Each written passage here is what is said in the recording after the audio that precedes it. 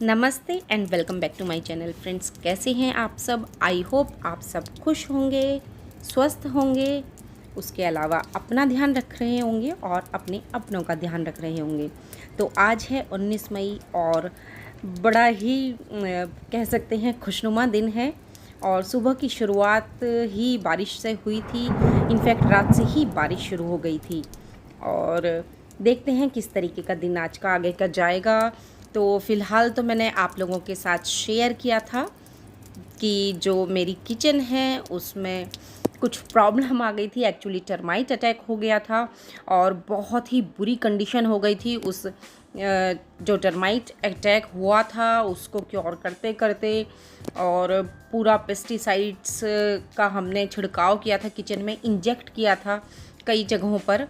और साथ के साथ उसकी वजह से एक तो काम रिपेयर के भी हमको करने पड़े, क्योंकि जो एक वुडन पैनल था वो उन्होंने पूरा ख़राब कर दिया था अंदर से, तो वो हमें निकाल कर और उसकी फिनिशिंग दोबारा से करनी पड़ी। तो आज के वीडियो में मैं बस वही जो अपना किचन का मेरा साफ़ सफाई का रूटीन है, उसके अलावा वापस से सामान रखना, सारी टाइल्स साफ़ करना, वही आप लोगों के साथ शेयर करने वाली हूँ। तो अभी तो फ़िलहाल किचन का आलम कुछ ऐसा है कि मतलब देखते ही ना बस समझ नहीं आ रहा कहाँ से शुरू करें, कहाँ से ख़त्म करें। कुछ मतलब इस तरीके की कंडीशन किचन की अभी फ़िलहाल हो रखी है। तो सबसे पहले तो मैं जो पीओपी ऊपर से गिर गई थी उसी को मैं साफ़ कर रही हूँ, स्लैब पर, टाइल्स पर, मतलब जगह जगह पर। एक्चुअली क्या है, जो किचन है वो हम सब के घरों की एक तरीके से कह सकते हैं लाइफलाइन होती है। मतलब घर का हर मेंबर और उसके अलावा घर का हर कॉर्नर जो है वो कहीं ना कहीं आगे किचन से ज़रूर जुड़ता ही है। तो अगर किचन बंद पड़ जाए तो एक तरीके से ना ज़िंदगी थम सी जाती है घरों में। तो बस अब वैसे तो हमने किचन को कहीं पर शिफ्ट कर लिया था, लेकिन फिर भी उसके बावजूद जो एक कंफर्ट होता है अपने वर्क स्पेस में काम करने का, तो वो दूसरी जगह पर नहीं आ पाता है। उसके अलावा जो सिस्टम या जो ऑर्गेनाइजेशन का सिस्टम हमने अपनी किचन में बनाया हुआ होता है, तो क्या होता है, हम यूज़ टू हो जाते हैं उस तरीके से काम करने के, उस तरीके से हमने सामान रखा हुआ होता है। तो फ़िलहाल तो मैंने इस तरीके से एक नाइफ़ की हेल्प से जो मतलब मोटा मोटा जो हिस्सा था पीओपी का, बड़े बड़े जो पीसीस थे वो सब मैंने साफ़ कर लिए। उसके बाद एक बार हल्का फुल्का मैंने डस्टर भी कर लगा दिया था कि मोटा मोटा सा जो मतलब कूड़ा है या जिस भी तरीके की गंदगी है, डस्ट है, वो साफ़ हो जाए। और उसके बाद बारी आई इसको साफ़ करने की। एक्चुअली क्या है, हम सभी लोग जो हमारा गैस स्टोव होता है उसको ऊपर से तो साफ़ करते ही हैं, लेकिन सबका तो मुझे नहीं पता, बट मैंने कभी भी इसको नीचे की तरफ से मतलब अंदर की तरफ से इसे कभी भी साफ़ नहीं किया है। और बस वही मैं साफ़ कर रही हूँ। यहाँ पर फ़िलहाल तो मेरे पास ऐसे कोई क्लीनिंग सप्लाइज़ नहीं थे, या फिर एक वायर वाला ब्रश होता है वो भी नहीं था। तो जो मेरे पास अभी जो बर्तन मांजने का जो जिस तरीके का स्क्रबर वगैरह होता है उसकी हेल्प से जितना मुझसे बन पड़ा उतना मैंने कोशिश की इसे साफ़ करने की। हाँ, ये है थोड़ा सा लॉकडाउन खुल जाएगा उसके बाद एक वायर ब्रश आता है उसकी हेल्प से, क्योंकि हर जगह इस तरीके का इसका बनावट है, हर जगह हाथ जा नहीं रहा था। उसके अलावा थोड़ा सा पीछे का जो डिज़ाइन है कॉम्प्लिकेटेड होता है, गैस पाइप्स होते हैं, तो बहुत ज़्यादा छेड़खानी हम यहाँ पर नहीं कर सकते हैं। तो फिर भी काफ़ी हद तक ये किचन साफ़ हो गई थी। उसके अलावा जब इस तरीके का काम घरों में फैलता है तो क्या है, ये लगता है कि चलो अब अगर सफाई हो ही रही है तो बाकी हिस्सों की भी कर ली जाए। तो इसके लिए मैंने थोड़ी सी हेल्प बच्चों की ली, और जो इस तरीके के ऊपर की शेल्फ्स थी और उसके अलावा फ़ैन था वो सब मैंने कराया यश से। थोड़ा सा काम मैंने महक से भी कराया, बाद में वो आने वाले वीडियोज़ में आप देखोगे, सामने बाद में आएगा। तो बस इस तरीके से भी फ़िलहाल मैं और यश बस बात कर रही हैं, तो मैं उसकी हेल्प कर रही हूँ, उसको बार बार डस्टर धो के दे रही थी। और फ़ैन वैसे तो साफ़ किया था अभी 2-3 महीने पहले, पर क्योंकि किचन में ऐसा है, फ़ैन जब चलता है चाहे कितनी भी हम लोग चिमनी वगैरह चला लें, थोड़ी बहुत ग्रीस आई जाती है। तो बस इस पे भी थोड़े से पीओपी के निशान लगे हुए थे, वो भी साफ़ कराए। कुछ इसमें मैंने लास्ट ईयर पेंट किया था, वो अभी तक इसका मैंने साफ़ नहीं किया है। ये एक्चुअली ऑयल पेंट है, तो इसके लिए मुझे तारपीन वगैरह के तेल से इसको बाकायदा साफ़ करना पड़ेगा। तो बस जैसे ही मुझे सामान मिलता है या फिर जैसे ही टाइम मिलेगा इसको भी मैं साफ़ करूँगी। तो फ़िलहाल तो हमने मोटी मोटी सफाई कर ही ली थी और यहाँ पर चल रही है महक की मस्ती। और बस उधर यश ने अपना काम जैसे ही फिनिश किया तो इधर मैं भी लग गई काम पे, और साथ के साथ मुझे लगा टाइल्स भी साफ़ कर लेती हूँ। और इस तरीके से ये एक जो स्प्रे बॉटल से मैं स्प्रे कर रही हूँ केमिकल को, और उससे ही मैं टाइल्स साफ़ कर रही हूँ। सिंपल साबुन के पानी से भी हम इसे साफ़ कर सकते हैं। और इस तरीके से केमिकल या किसी भी तरीके का जो किचन क्लीनर है उसको टाइल्स पे छिड़कने से क्या होता है, किसी भी तरीके के जो इंसेक्ट्स वगैरह होते हैं वो जल्दी से, क्योंकि इसमें एक अलग तरीके की स्मेल होती है, तो वो सब चीज़ें हैं वो किचन से फिर दूर ही रहती हैं। और बस इस तरीके से दिन में हमारे बाकी काम तो चल ही रहे थे, बीच बीच में जैसे जैसे समय मिलता रहा तो ये किचन का काम भी हमारा चलता रहा। तो लगभग इसको ठीक से अरेंज करने में किचन को पूरे 2 दिन लग गए थे, क्योंकि पहले तो खूब सारी डीप क्लीनिंग तो करनी थी, अंदर की सारी शेल्फ्स फिर से खाली की थी, सारे बर्तनों को फिर से साफ़ किया था, सारे डब्बों को बाहर से फिर से साफ़ किया था। और इस वजह से तो 2 दिन हम सबके लग ही गए इसे साफ़ करने में। और उसके बाद बस इस तरीके से टाइल्स को मैंने साफ़ कर लिया क्लीनर की हेल्प से। और इसी तरीके से कैबिनेट्स को भी मैंने सेम क्लीनर से ही साफ़ कर लिया। एक्चुअली यहीं पर मेरा सिंक है, उसकी वजह से क्या होता है, बहुत ज़्यादा जो पानी के या फिर गंदगी के छींटे हैं इन शेल्फ्स पर आ जाते हैं।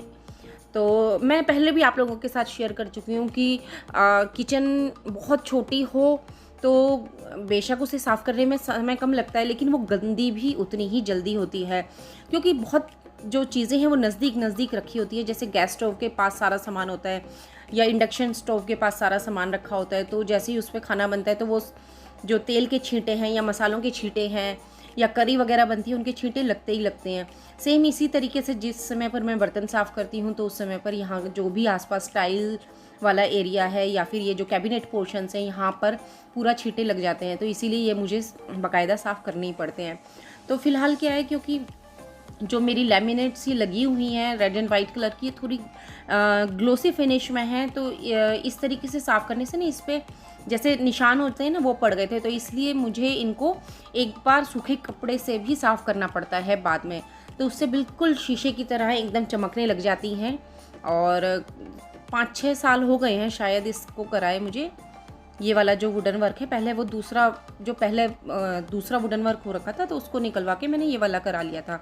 तो किचन तो है ही छोटी, तो बस वो ही थोड़ा बहुत करते रहते हैं कि थोड़ा सा किसी तरीके से कोशिश चलती रहती है कि वर्क स्पेस या फिर स्टोरेज स्पेस थोड़ा सा बढ़ जाए। तो उस समय पर ये पीछे की कैबिनेट्स मैंने लगवा ली थी, तो अभी तो बहुत अच्छी कंडीशन में है, बिल्कुल साफ़ सुथरी रहती हैं। थोड़ा सा वाइट कलर है, तो ये है कि गंदा बहुत जल्दी होता है, लेकिन ठीक है, तो साफ़ करने के बाद सुंदर भी बहुत लगता है। तो ये मेरी अभी आरओ वाली कैबिनेट है, इसके अंदर ही मैंने आरओ सेट करा दिया था। थोड़ा सा इसकी जो पाइपिंग की अभी मेरे को इश्यूज़ आ रहे हैं, क्योंकि यहाँ पर ही मेरा सिंक है, यहीं से इसके पाइप जाते हैं, तो थोड़े से देखते हैं इसका कोई और सॉल्यूशन निकलता है, अगर ये एडजस्ट कर पाएँ इसे कहीं और हम लगा पाएँ इन पाइप्स को। तो ये एक मेरी डिश सोप है, ये मैं यूज़ कर रही हूँ लगभग 4-5 सालों से, पता नहीं मुझे याद भी नहीं कहाँ से ली थी। तो ये इस तरीके से वैक्यूम की सक्शन कप की हेल्प से यहाँ पर पीछे अटैच हो जाती है। तो बस यहाँ की टाइल्स भी अब मैंने साफ़ कर दी है इसी तरीके से।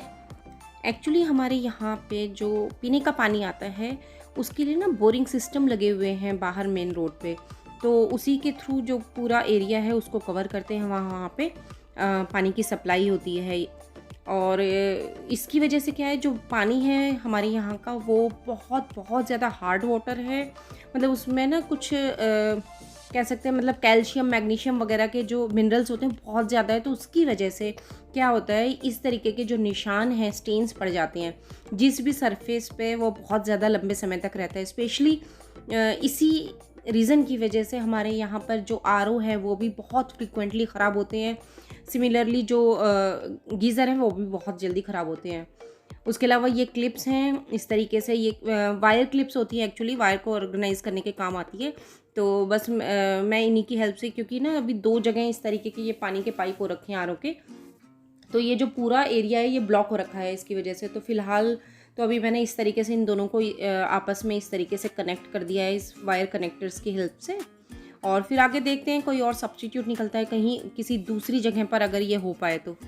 और हार्ड वाटर स्टेन्स का तो कुछ ऐसा है कि अगर हम उसको कंटिन्यू बार बार साफ़ करते रहें, जैसे ही पानी का कोई काम किया फिर उसको हम साफ़ कर दें, उसको हम कपड़े से पोंछ दें, तो वो ठीक रहते हैं।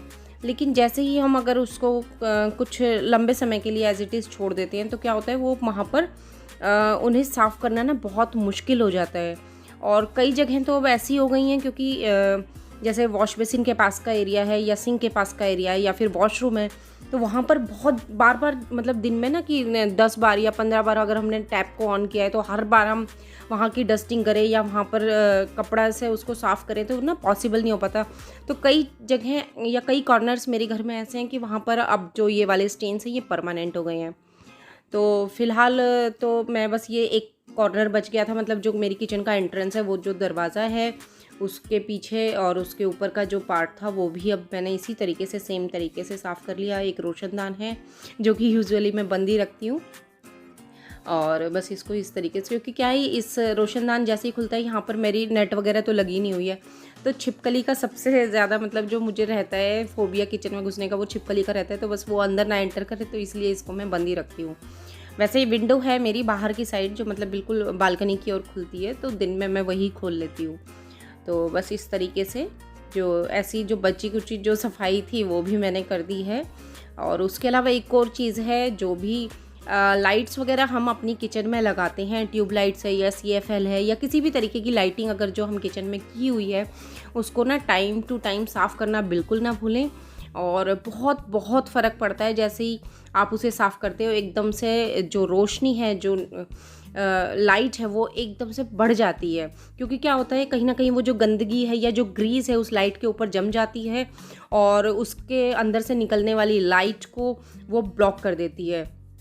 तो इसलिए जो रोशनी है वो कम पड़ने लगती है धीरे धीरे समय के साथ साथ। तो बस उसके ऊपर भी एक बार मतलब 1 महीने 2 महीने में कपड़ा मारना बहुत ज़रूरी होता है।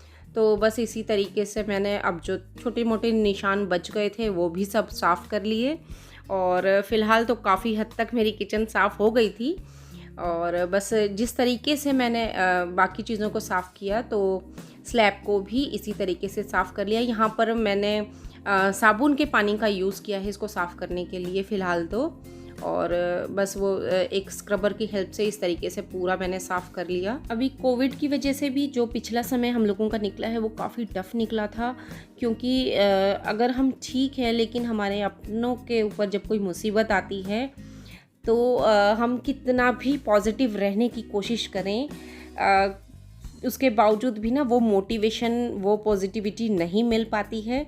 तो बस वो एक समय था और वो बीत गया। बस इसी उम्मीद के साथ, एक अच्छे आने वाले कल की उम्मीद में हम लग पड़े हैं फिर से एक नई उम्मीद की किरण के साथ अपने कामों में। और बस इसीलिए मैं बार बार आप सबसे कहती रहती हूँ कि आप अपना ध्यान रखें, अपने अपनों का ध्यान रखें, अपने आसपास वालों का ध्यान रखें, और पॉजिटिविटी तो फिर अपने आप आ जाएगी। जैसे ही हम कुछ भी अच्छा करेंगे पॉजिटिविटी हमारे साथ रहेगी।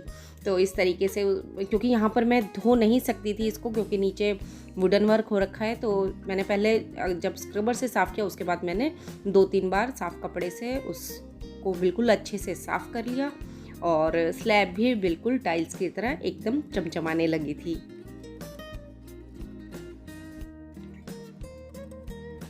तो मेरा काम तो बस यहीं ख़त्म होता है। आगे की ज़िम्मेदारी मैंने महक को दी, और बस जो नीचे की शेल्फ्स हैं, नीचे की जो ड्रॉर्स हैं, उनके लिए मैंने महक को बोल दिया। बस उसने अंदर से इस तरीके से, क्योंकि और एक बार तो वैसे मैं जिस टाइम पर पेस्टिसाइड स्प्रे किया था मैं ऑलरेडी साफ़ कर चुकी हूँ 2-3 दिन पहले, और बस उसके बाद मुझे लगा एक बार इसमें जो सामान है उसको वापस रखने से पहले एक बार हल्का फुल्का कपड़ा और लगवा लेती हूँ।